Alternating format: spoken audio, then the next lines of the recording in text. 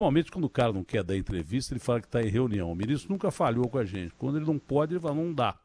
Mas quando o Garrafa falou que o senhor estava subindo as escadas, eu disse, isso não é bom, porque lembra aquela piada, né? Subir escada é a mesma coisa que subir no telhado. Mas o senhor, eu também, o senhor não deve ter ouvido, mas eu disse aqui que o senhor, com certeza, é um dos ministros mais bem avaliados do governo Bolsonaro pela sua ação de logística durante essa pandemia, né? O país não parou, continuou com abastecimento, mesmo com problemas e tal. Então, logística foi fundamental para a aquisição das EPIs, para a distribuição dos equipamentos de proteção individual. Então, o senhor é um dos ministros mais avaliados, bem avaliados do governo Bolsonaro, não há dúvida nenhuma quanto a isso. Ministro, bom dia, é um prazer falar com o senhor. Hoje eu tive uma informação que eu considero muito importante e não sei qual vai ser a sequência disso em relação aos nossos países vizinhos, a abertura da fronteira com o Paraguai, o que isso beneficia o Brasil, o que pode ser de bom para o Brasil e quais os outros países que nós podemos abrir na sequência para facilitar, é claro, porque nós temos o comércio feito por aviões e daí por diante, mas a logística com os nossos irmãos caminhoneiros ela é fundamental, a fronteira terrestre é fundamental. Bom dia, ministro, é um prazer falar com o senhor. Bom dia, Datena, prazer é meu, uma alegria estar aqui novamente, né, num programa tão importante. Bom dia a todo mundo que nos ouve aí na Rádio Bandeirantes. Esse é um marco, de fato, a gente vem abrindo as fronteiras paulatinamente, observe que nós abrimos já totalmente as fronteiras aéreas, né, então a gente já liberou para os voos internacionais, que estão voltando de uma forma tímida ainda, mas isso é muito importante para nós. O mercado do setor aéreo trabalha com muita previsibilidade. E agora essa abertura de fronteira terrestre, né, com o Paraguai inicialmente, isso é importante porque há uma relação muito forte de comércio entre os dois países, né? Muitos produtos paraguaios são exportados por portos brasileiros, a gente tem um terminal no Porto de Paranaguá dedicado a isso, então o trânsito de caminhões é intenso e essa é uma sinalização fundamental. E eu acredito que, na sequência, essa medida vai se estender para outros países, né? Uruguai, para a Argentina, para a Bolívia, né? Então, paulatinamente, as nossas fronteiras vão sendo abertas. Isso é importante para a circulação de mercadorias e para a circulação de pessoas. Tem uma questão social também nessa abertura. Então, a gente vai reintegrando os países da América do Sul e isso é fundamental. O nosso comércio com a Argentina já foi maior, mas ainda é muito importante. Acho que é o nosso maior parceiro na América do Sul. O senhor tem previsão de abertura da fronteira terrestre com a Argentina? Ainda não temos, né? Porque observe que a decisão de abrir uma fronteira terrestre é uma decisão sempre bilateral, envolve a negociação entre os dois países e vai depender muito do comportamento epidemiológico também de ambos os países. Então, no final das contas, é uma decisão que vai caber, em última análise, a autoridade sanitária brasileira e a autoridade sanitária argentina. Então, a gente tem que ver o melhor momento para fazer essa abertura, mas, obviamente, a gente tem todo interesse em abrir. Olha, contrariando informações que a gente tem recebido do resto do mundo, de coisas que tais, há muita conversa a respeito do assunto, porque é um assunto importantíssimo, né? A vacina é capaz de salvar o mundo, né? Então a vacina é fundamental. O ministro Pazuello falou, olha, vacinação em massa começa em abril, eu não quero ouvir mais falar disso, porque vai começar em abril. E aí entra uma parte importante, que é essa palavrinha chamada logística, que depende do senhor aí. Como é que está a logística? O Ministério está preparado para a logística de uma vacinação em massa? O Brasil, que é um exemplo de vacinação em massa, até pelas doenças que nós temos aqui, outros países não têm. Então, a gente é exemplo para vacinação em massa. Esse é um dos aspectos que nós somos escolhidos para testes de quase todas as vacinas que nós temos no mundo, né? A gente tem uma base científica muito boa e tal, mas nós temos uma campanha de vacinação e o que é mais importante, porque se não tiver a vacina, ninguém toma, a distribuição da vacina para locais até inóspitos do país. Fora isso, o Brasil é um país que é um país continente, é tudo muito mais difícil, porque nós temos uma proporção gigantesca de território para ser coberta. Nós estamos preparados logisticamente para a vacinação em massa, ministro? Estamos sim, Datena, a gente está preparado. Observe que a determinação do presidente Bolsonaro na pandemia foi manter a logística operando e que a gente conseguisse, né, levar equipamentos de proteção, insumos médicos a todos os cantos do país, né, para os profissionais de saúde, para as pessoas que necessitavam. Tivemos uma vitória silenciosa que conseguimos atravessar esse período de pandemia com toda a logística funcionando, e isso nos deu um grande know-how, né? Então, nós estamos prontos para encarar essa questão da logística de distribuição da vacina, usando o modo de transporte aéreo, porões de aeronaves de transporte de passageiros, né, táxis aéreos, aviões da FAB, da Força Aérea Brasileira, o apoio do Ministério da Defesa, né, o transporte hidroviário na região amazônica, o transporte rodoviário entre localidades mais próximas de centros de distribuição. Então, a pandemia que foi onde nós tivemos uma vitória silenciosa, que foi garantir o abastecimento nesse momento de crise que teria aí um grande impacto social. Então, mantivemos tudo, as prateleiras abastecidas, o gás de cozinha, o combustível, nos ensinou muito, né? E nós estamos prontos, sim, para encarar esse desafio da logística e distribuição de vacina. Por ser um produto perecível e ter que ter velocidade até para a distribuição dessas vacinas, e são milhões de vacinas para o país inteiro, as aéreas deverão ajudar, né? Tomara que chegue logo a vacina também, para que as aéreas sejam ajudadas. Eu tô dizendo, não é por causa do dono das companhias aéreas, não. Esse, para mim, só importa porque ele dá emprego, porque os caras estavam cobrando de preço de passagem, é um absurdo, é um assalto. Você voar 25 minutos daqui a Florianópolis, o cara te cobra 6 conto ida e volta para cada perna. Eu tenho a impressão que os caras têm que rever isso também quando voltar à normalidade. Mas o senhor sabe que ontem eu levei um susto quando eu vi um avião aqui em São Paulo, um avião de carreira. Eu olhei para o céu e falei, pô, um avião, fazia tempo que eu não via isso. E é impressionante, porque o tráfego aéreo aqui em São Paulo é uma coisa impressionante, mas eu pensei até que era um disco voador, porque fazia muito tempo que eu não via um avião.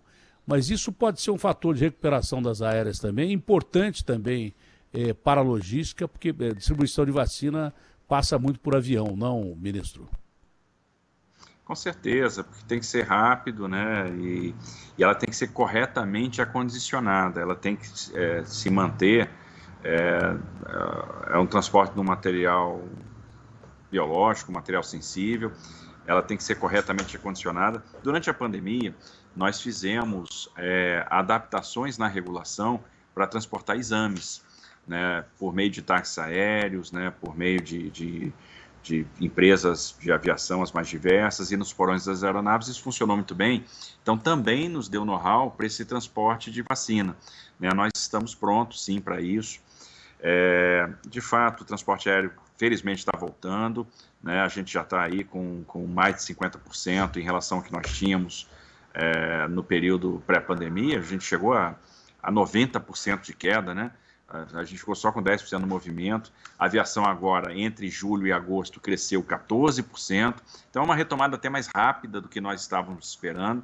E isso vai nos permitir dar continuidade numa agenda que vai levar à diminuição do preço de passagem, né? Que é a agenda de abertura, de combate ao monopólio na distribuição de combustível, de proporcionar maior competição. E agora, recentemente, a gente lançou o programa que é o Voo Simples, que é um programa de simplificação regulatória. A gente está mudando mais de 50 itens da regulação para tornar a atividade aérea no Brasil menos onerosa.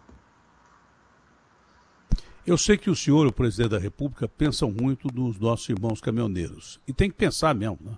Tem que pensar porque são esses caras que levam as riquezas do Brasil, o alimento do Brasil, a rincões que a gente nem sabe onde é que esses caras estão. Então, qual é o WhatsApp? Repete 2 vezes, o Ricardo, porque eu queria pelo menos umas 4 perguntas de caminhoneiros ao ministro. Pelo menos umas 4 perguntas. Então, o Guilherme vai separar. Qual é o WhatsApp? Repete 2 vezes, mas já repicado, o Ricardo. 11 999 048756. 11 999 048756. Essas mudanças da lei do trânsito passam muito pelos caminhoneiros, né? Para não permitir que os caras percam as cartas rapidamente, porque eles precisam da carta para poder trabalhar. E a extinção desses radares pardais aí, o senhor tem notado alguma diferença com a mudança das novas leis? Quer dizer, a mudança das novas leis nós vamos ter que esperar um pouquinho, né? Tem um estamento burocrático e tal, mas a extinção desses radares pardais que pegavam todo mundo, muito mais com o objetivo de arrecadar dinheiro do que praticamente evitar acidentes. Poxa, bom você ter tocado nisso, Datena, que vai nos dar uma oportunidade de explicar essa questão dos radares, né? Observe que a gente soltou uma resolução do CONTRAN, que vai passar a vigorar a partir de 1º de novembro, para acabar com o radar escondido, com o radar pegadinha. O radar tem um objetivo apenas, salvar vidas. Então, existem pontos onde o excesso de velocidade é o responsável pelo acidente, pela maioria dos acidentes, e a gente tem que forçar o condutor a baixar a velocidade. Então, a gente não pode ter o interesse de multar, não pode ter radar em marquise, não pode ter o radar em poste, não pode ter o radar na árvore, não pode ter o radar escondido atrás da placa. Isso vai acabar, porque isso está na norma do CONTRAN a partir de agora. Então, a ideia é colocar o radar de forma ostensiva, né? A gente tem que, todo mundo tem que enxergar o radar. A gente, por exemplo, se a gente vai diminuir a velocidade numa transição de uma rodovia rural, que a gente chama que é aquela faixa que não é urbana, para a área urbana, para o perímetro urbano, que é onde a gente tem maior circulação de pessoas, a gente vai ter que fazer essa diminuição de velocidade gradativa, né? Então, nós vamos ter que sempre divulgar isso. A posição de cada radar vai estar divulgada na rede, vai estar divulgada na internet. Então, todo mundo vai poder acessar a internet e saber onde é que está o radar. E nós vamos fazer essa progressão de velocidade, o fim do radar móvel. Então, a ideia é tornar, dar efetividade ao instrumento, que é, no final das contas, baixar a velocidade do condutor aonde aquele excesso de velocidade pode causar acidente. Numa curva acentuada, numa área urbana, onde eu tenho uma escola, onde eu tenho travessia de pedestres, e não multar, né? Porque a gente não pode ter essa finalidade de arrecadar. Então, essa sempre foi a diretriz do presidente, nós estamos seguindo, e essa norma do CONTRAN, ela vem em apoio a isso. Como veio também a alteração do CTB. Essa mudança no Código Brasileiro foi inspirada pelos profissionais. O presidente teve essa sensibilidade. Puxa, eu preciso olhar pelo motorista de caminhão, pelo motorista de Uber, pelo taxista, que atinge muitas vezes, com muita facilidade, aquela pontuação de 20 pontos. E perder a carteira de motorista é perder a carteira de trabalho para essas pessoas. Então, por isso que se aumentou a pontuação, né? Por isso que se aumentou o prazo de validade também, porque não tinha razão orgânica para a pessoa estar fazendo exame de 5 anos, tornar a vida do cidadão mais barata, mais fácil. Esse foi o objetivo. Não, e educar é muito melhor que você penalizar, principalmente um povo que já não tem mais dinheiro, nem para comer, quanto mais para pagar a multa, né? Principalmente os caras que estão trabalhando com táxi, com Uber, com caminhão. Os caras já não têm mais grana para arrangar, para comer, para levar alimento para casa. Aí você vai ficar fazendo pegadinha com o cara. E tem mais um detalhe, o senhor foi muito feliz, o radar móvel, como o cara pode colocar em qualquer lugar, quando o cara passar pelo radar, ele vai perceber o radar ou quase passando pelo radar. Às vezes ele está na velocidade da pista, mas a tendência natural, é um reflexo natural do ser humano, é brecar. E quando breca, às vezes pode provocar um acidente enorme num local em que o cara está cumprindo com a lei, com a velocidade, mas a primeira coisa que você faz, mesmo estando na velocidade da pista, você vê um radar de surpresa, é você enfiar o pé no breque. E aí você pode cometer uma infração ali e provocar um acidente gravíssimo. Eu já vi isso várias vezes, eu quase me envolvi em acidente, estando na velocidade da pista, quando você vê o pardal, pá, você pega e breca. E já vi acidente acontecer, isso não foi poucas vezes não, mesmo porque eu sempre viajei muito de carro por força de trabalho, né?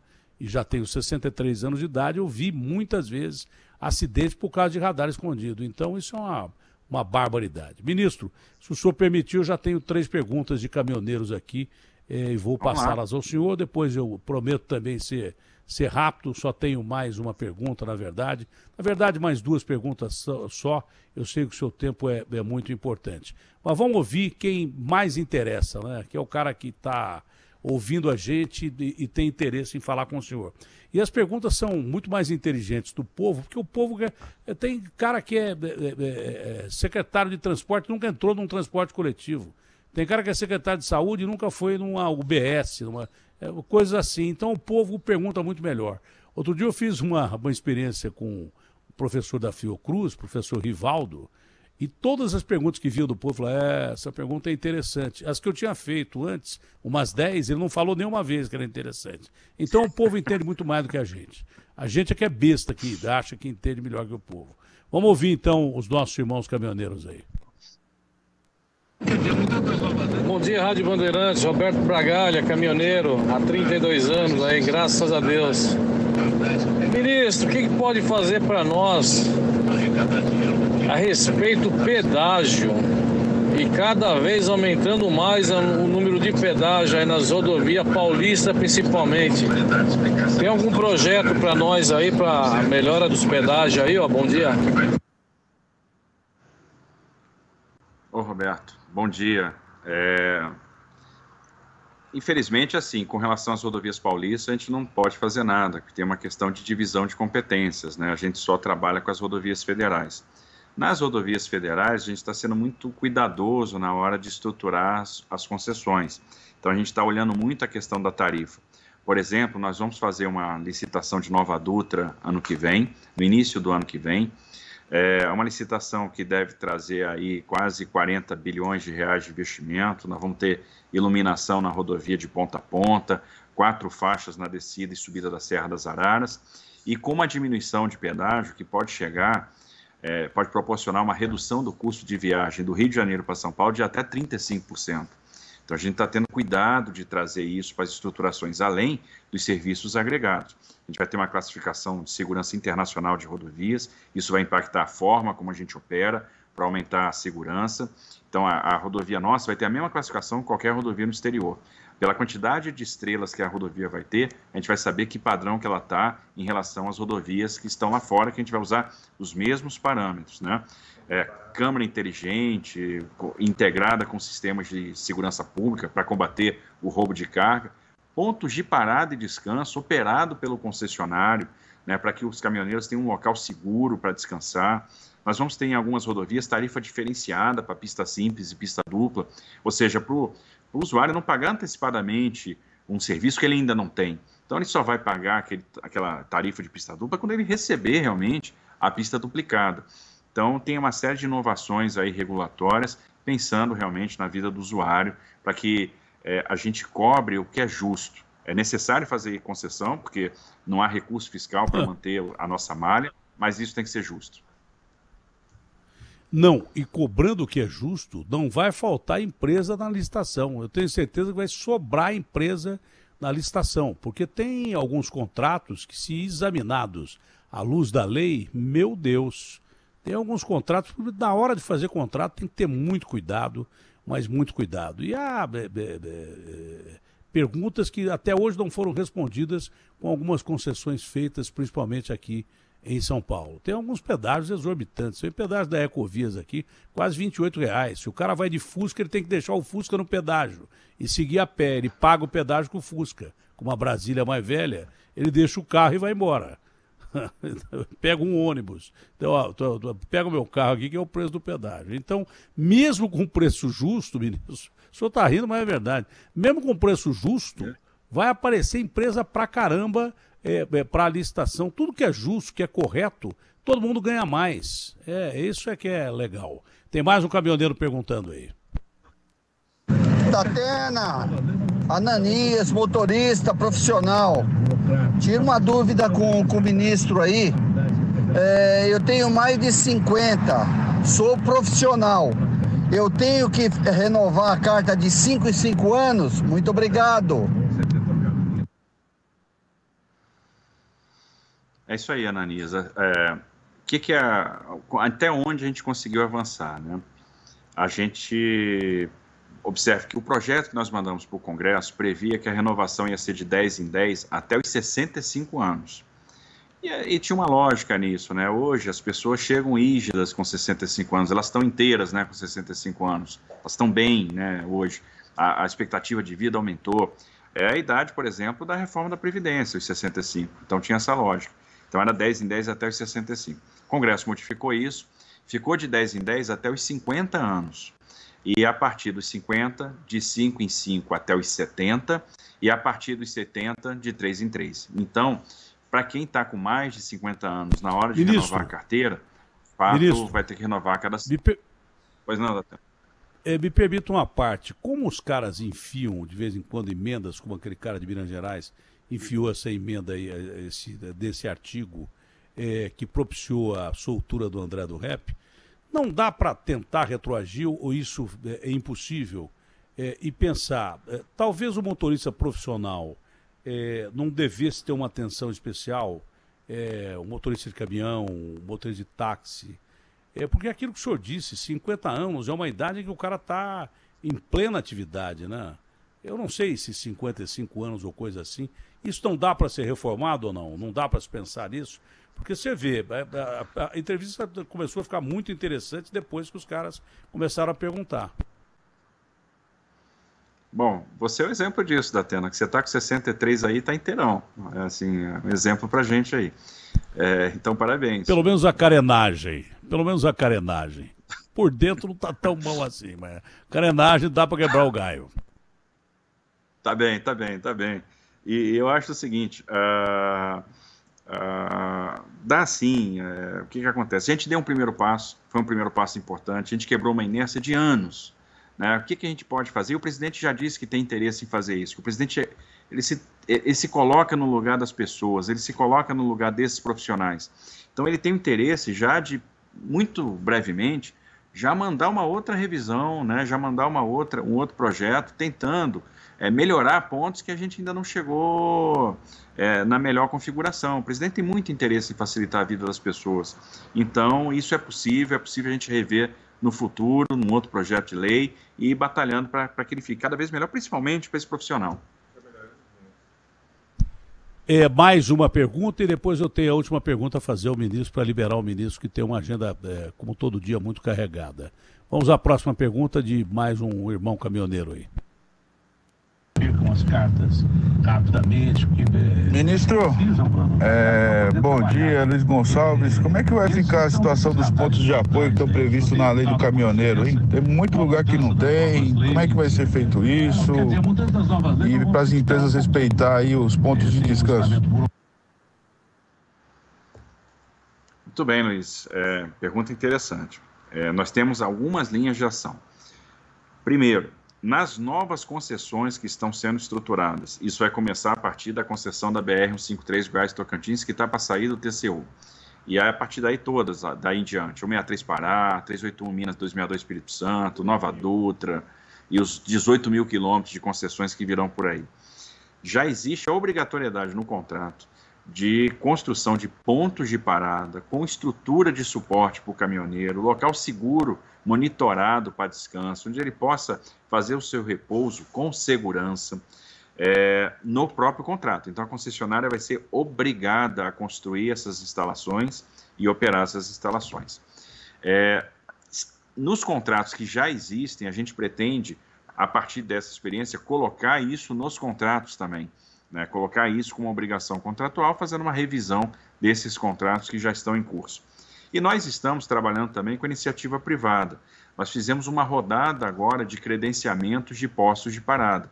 E o nosso objetivo é que a gente fomente a competição, que a gente tenha cada vez mais postos de parada e que eles comecem a competir em preço, em qualidade do serviço, para que eles possam atrair cada vez mais caminhoneiros e os caminhoneiros tenham o local seguro, abrigado, decente, digno, para fazer a refeição, para poder fazer uma manutenção, um conserto de pneu e principalmente descansar, poder descansar com segurança, sabendo que não vai ter um equipamento roubado, que não vai ser vítima de um assalto. Eu acho que o fundamental agora é dar segurança e dignidade para essas pessoas.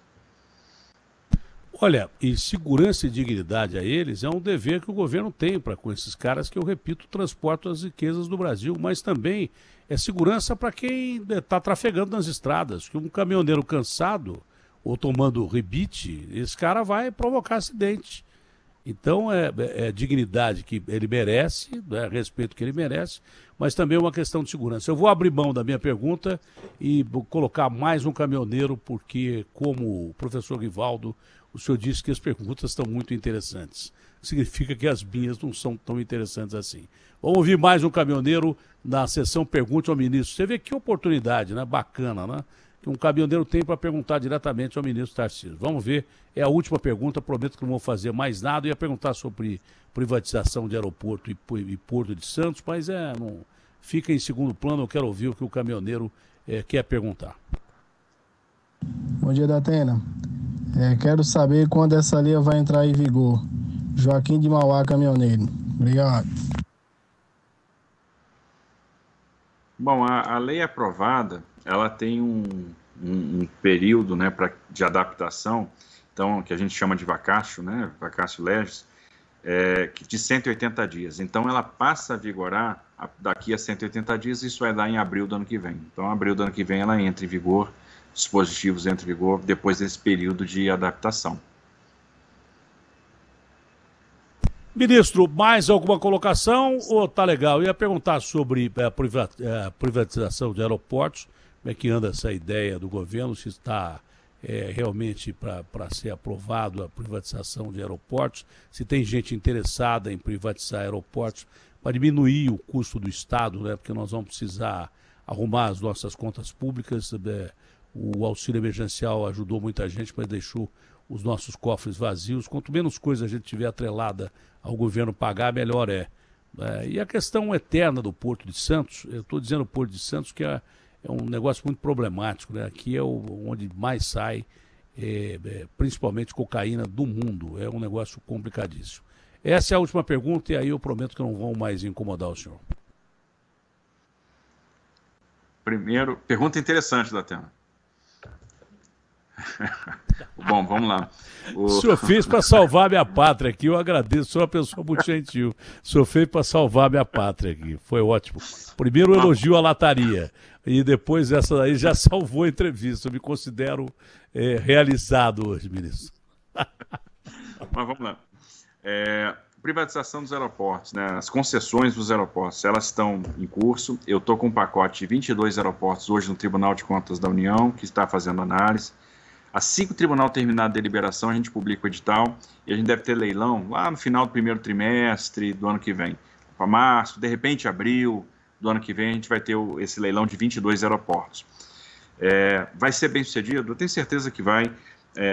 Temos tido interesse, sim, apesar da crise do setor aéreo, os operadores estão enxergando o futuro.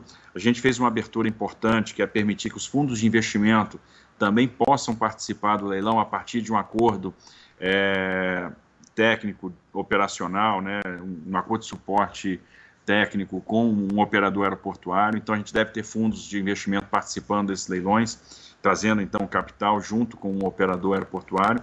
Vai ter interesse, e aí a gente, no primeiro semestre do ano que vem, vende os primeiros 22. E já estudamos, né, já publicamos o edital para estudo dos outros 19 que vão ficar faltando, que é a 7ª rodada. Aí entra Congonhas, entra Santos Dumont e o restante da carteira Infraero. De maneira que até o final de 22, a gente vai ter repassado para a iniciativa privada toda a rede Infraero. Com relação aos portos, a primeira consulta pública de desestatização portuária, né, de concessão portuária, está indo agora para o mercado em novembro, que vai ser da Companhia Docas do Espírito Santo. A gente resolveu pegar um porto importante, porém de menor porte do que o de Santos, para iniciar, para pegar a experiência, para aprender, para ver quais são os pontos regulatórios mais importantes, para ver como é que a gente endereça algumas questões que são caras para o setor portuário. Estamos fazendo essa primeira experiência, a gente deve leiloar esse porto no ano que vem. E estamos com o estudo de Santos em andamento. Então, a gente vem preparando o porto para a privatização. Então, aprovamos uma nova poligonal, aprovamos um novo plano de zoneamento. As outorgas dos leilões de arrendamento que nós temos feito estão ficando no caixa do porto para a resolução dos passivos, né? Isso tudo para preparar essa desestatização. Então, os estudos estão em andamento e 22 a gente também desestatiza Santos. Isso vai trazer governança, né? Vai trazer um padrão de governança muito elevado, vai trazer investimento, vai trazer flexibilidade e vai fazer com que o Porto de Santos se consolide como o maior porto do Hemisfério Sul. Ministro, foi um prazer muito grande tê-lo aqui, principalmente respondendo as perguntas dos nossos irmãos caminhoneiros, foi muito legal. E o senhor está sempre convidado, o senhor é convidado de plantão, porque não só é uma conversa muito interessante, mas são notícias muito importantes para o país. Obrigado, saúde, bom dia, fica com Deus.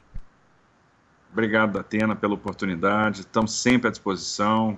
E obrigado por essa oportunidade de conversar com os caminhoneiros no dia de hoje, realmente conversa muito importante, eles têm uma sabedoria única de quem está na pista. Obrigado por ter aberto essa porta aí para a gente hoje. Fica com Deus, Datena. Com Deus eu vou separar essa parte dos caminhoneiros e vou colocar na parte nacional do Brasil Urgente, aí o Brasil inteiro vai poder esclarecer suas dúvidas aí com os nossos irmãos caminhoneiros. Até já, ministro, um abraço grande, com Deus mais uma vez.